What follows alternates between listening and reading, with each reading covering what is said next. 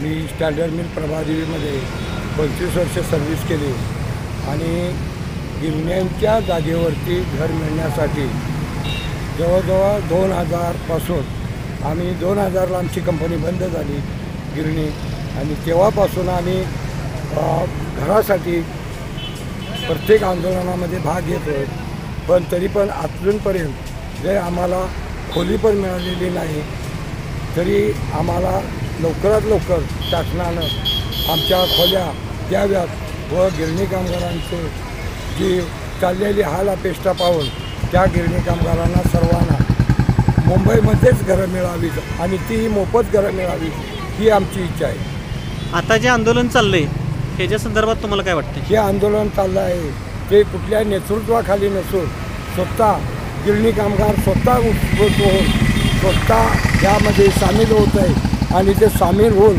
स्वतःच्या ह्याच्याखाली कुठल्याही नेतृत्वाची आम्हाला गरज नाही। आम्हाला जो न्याय आहे तो आम्हाला मिळावा हीच अपेक्षा गिरणी कामगारांची आहे।